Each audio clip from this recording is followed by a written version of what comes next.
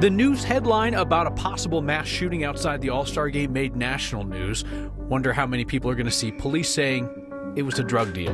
Or the suspect telling us this. I was there to sell dope and that was it. The sellout crowd at Coors Field and the canceled country concert in the high country. They're proof of the power of Colorado's county health boards, even at this point in the pandemic.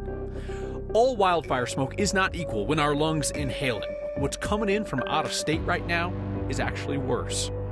And moose, minding their moose business when human stupidity intervenes. How not to Colorado. Next. No plan for a mass shooting, a drug deal with some really questionable decision-making beyond that. That is what you find in the arrest documents for the 4 people that police say had an arsenal of weapons and a ton of drugs downtown ahead of the All-Star week. It also turns out that news headlines suggesting that there was a mass shooting in the works can lead suspects to straight up confess to their drug dealing. Gabriel Rodriguez told us that's what they were up to. He was arrested along with Ricardo Rodriguez, Kanalahua Sarakawa, and Richard Platt, picked up at the Maven Hotel in Lodo Friday after a maid saw a bunch of guns lying right out in one of their hotel rooms. Hotel staff told police that Ricardo Rodriguez, who had rented the room with the guns in it, originally was going to leave Friday, but had asked to extend the stay and wanted a second room, one with a balcony overlooking the alley outside the hotel. Hotel staff then tipped police off to more weapons just sitting in plain sight in the suspect's vehicle in the parking garage.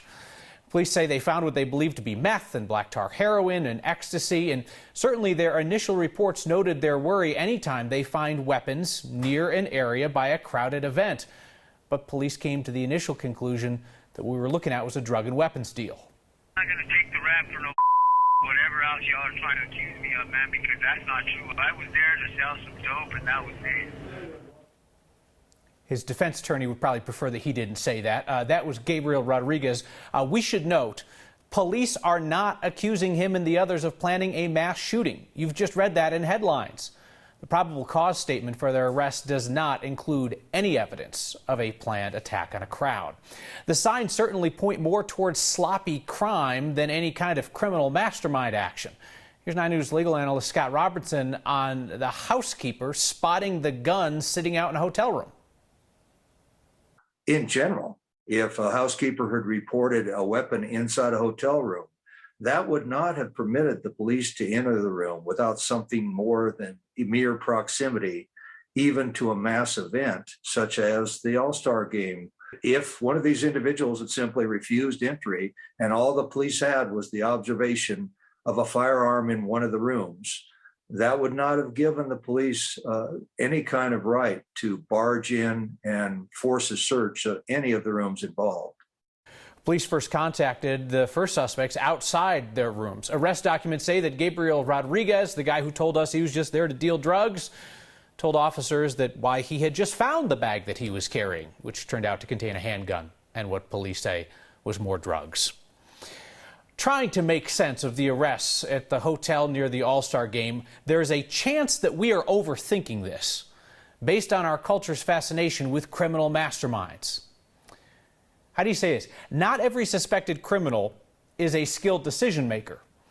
If it was a drug deal, why do it in one of the most heavily secured places in America this week and in an expensive hotel room? I mean, that's just dumb, right? And if it was a plan to attack crowds, why leave weapons out in easy view of hotel staff, both in the room and in a vehicle in a parking garage? And why bring along ecstasy, black tar heroin, and meth if it was going to be a shooting? That'd be dumb, right? Well, yes. 3 of the suspects are convicted felons, indicating that they've had some trouble getting away with doing crimes in the past. Police understandably made note of the danger of having lots of guns in a hotel room overlooking a crowded area. And then that became the headline that got national attention. But those officers' initial conclusion that we read about in the arrest documents was that this was a drugs and weapons deal. Perhaps one that did not involve a lot of mastermind stuff. The suspect confessing to us rather than, say, remaining silent, that suggests the same. Coors Field has turned into a cozy place again. Hi, over here now, 50,000 people will be able to go see Major League's best players, yet 6,000 people who want to go to a music festival in Buena Vista, they will get refunds. That concert was canceled due to the pandemic capacity limits. These capacity limits are so hit and miss these days. Our Marshall Zellinger looks at the power of county boards of health that rarely get much attention. Even though the governor has ended the statewide public health emergency, the counties you see in green still have local public health orders related to COVID. For instance, Summit County requires masks for kids 2 to 11 in indoor childcare, camps, and rec sports, just not outside. And Chaffee County has an indoor capacity of 75% and an outdoor capacity of 5,000. You know about the 5,000 because of our previous coverage of the now canceled Seven Peaks Music Festival. How many tickets have you sold so far? A little over 6,000. You know we have a 5,000 person event capacity, and you've already sold more tickets than that? Yes. What the hell, Jim? Last week, the County Board of Health met to discuss the capacity limits. Just because other counties and states are opening up doesn't mean that we here in Chaffee have to adhere to any peer pressure to do so. And unanimously kept the limit at 5,000. The state said we don't want a very broad statewide order. We want our local governments, our local public health agencies to evaluate their local situation. It was 1 year ago yesterday when we talked with Melissa Sager from Tri-County Health Department, the health department of Adams, Arapahoe, and Douglas counties. A year ago, we talked with her about what a county health department does when there is not a pandemic. Today, we talked about what county health departments can still do related to a pandemic, even when the governor has declared it is over. You'll see that counties across the Denver metro, across the state have different requirements. Requirements could come back into place if cases were to spike drastically. Like Summit County, masks can be required for certain people. Like Chaffee County, capacity limits can still exist. Just because the governor has ended the public health emergency, your local public health department can keep local restrictions in place. I think the people of Chaffee County, or at least the people who wanted the Seven Peaks Festival, would like the opportunity to not fully fill the stadium or the area for the festival like what's going on right now at Coors Field with the Home Run Derby. What happens after a big event's the next thing to watch. Mesa County, for example, hosted Country Jam a couple of weeks ago. And before that festival, the Delta variant was increasing cases on the western slope. Multiple county health departments are now contact tracing in Mesa County to help determine where recent cases came from. And Kyle, it's possible weeks from now, if new cases pop up from people who say, I went to the All-Star Game festivities, that contact tracing will be happening for what happened in Denver. Okay, all right. Well, something to watch for. And if that happens, COVID cases out of Country Jam or the All-Star Game, you'll be back with another very dramatic Zoom to tell us about it. All right, thank you, Marshall. Bipartisan Ethics Committee is unanimous in its decision that a Republican state senator did not violate ethics rules when he allegedly worked to get a different judge on a buddy's case.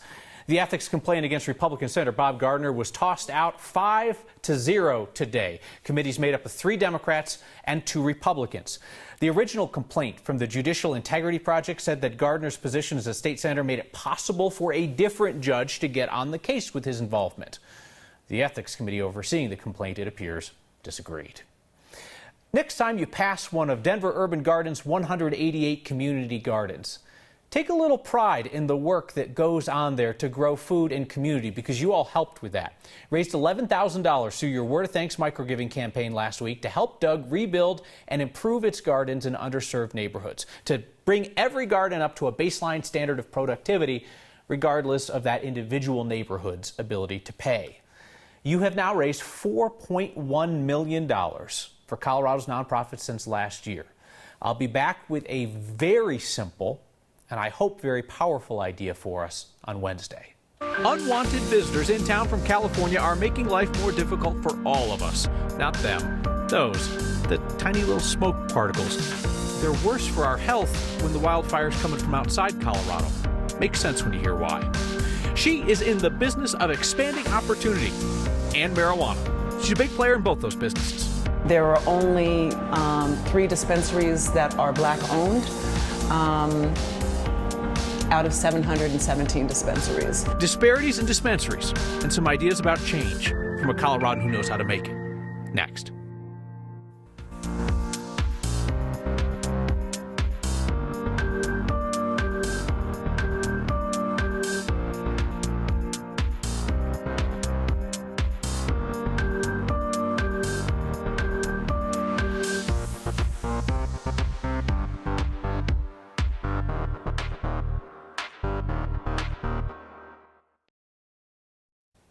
So I eat right and exercise just hoping to live long enough to see RTD build its train line to Longmont. 2050 was the projection year at one point. RTD's board is going to vote tomorrow night on studying a scaled back line with fewer trains that could be ready a lot earlier. Hat tip to CPR's Nathaniel Miner, who first spotted this in tomorrow's agenda. It's a vote on a $12 million study that would be done by 2023. The study, not the train that Longmont taxpayers have been paying for years. When there is wildfire smoke in the air, like today, and you hear that it's coming from out of state, like today, that is not good news for our health. CSU researchers told meteorologist Corey Reppenhagen why the stuff that travels farther is more harmful.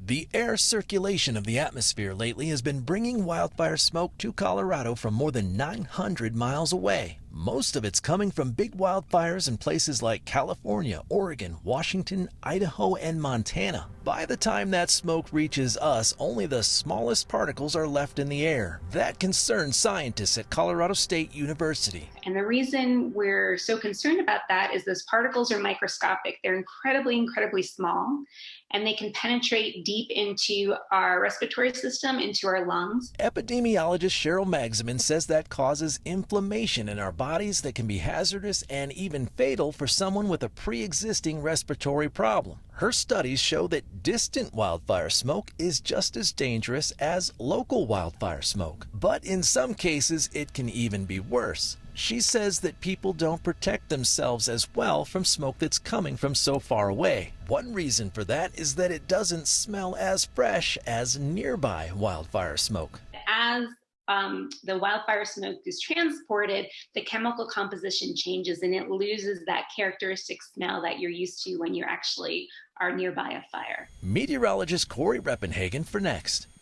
So here's a fact that's both interesting and troubling. There is not enough research on how healthy people are impacted by breathing wildfire smoke year after year after year, because this intense bombardment we're seeing from climate change-driven wildfires is relatively new.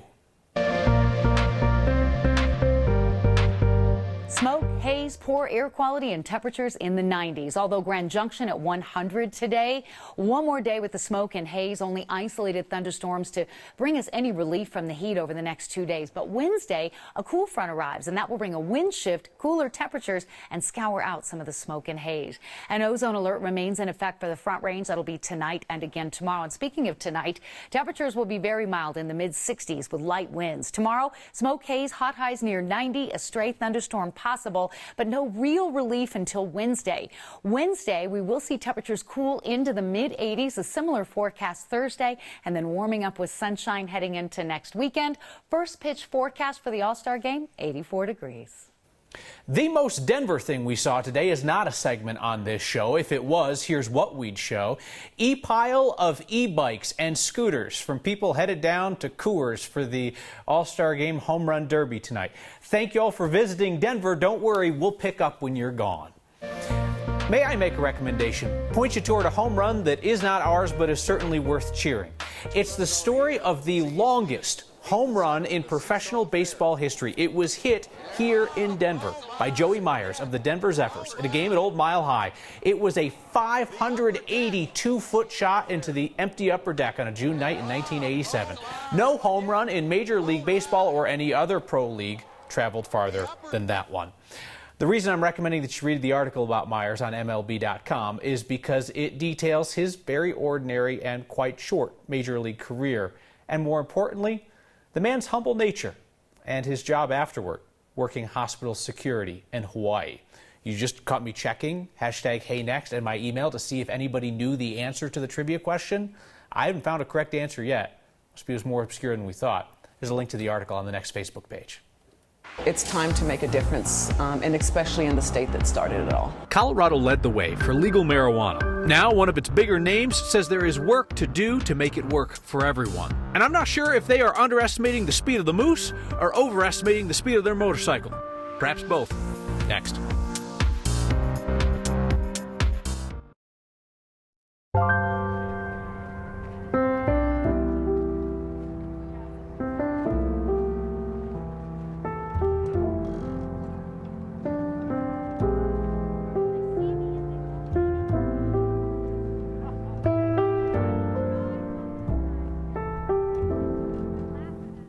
City Park, I think. Wanda James is a powerhouse in politics, in the pot business, and in advocating for racial justice. The first African-American woman to legally own a licensed marijuana dispensary in America is making an impact beyond Denver. Byron Reed tells us about her latest work. Being able to give back to her community is the primary goal for Wanda James. We wanted to be able to politically speak about the issues of mass incarceration, police harassment in Black and brown communities. She's the CEO of Simply Pure Dispensary, a Black-owned Denver-based recreational cannabis shop she and her husband started back in 2010 that prides itself on working for social justice. My husband and I are the first African Americans legally licensed in America to own a dispensary, an edible company, and a cultivation facility. James says their next step is to launch their own line of products called Because. Let's go. Part of the profits will help send Black and brown students to law schools at historically Black colleges and universities. If cannabis could have sent Black and brown kids to prison, I want cannabis to send Black and brown kids to law school. Efforts like these earned James some national recognition.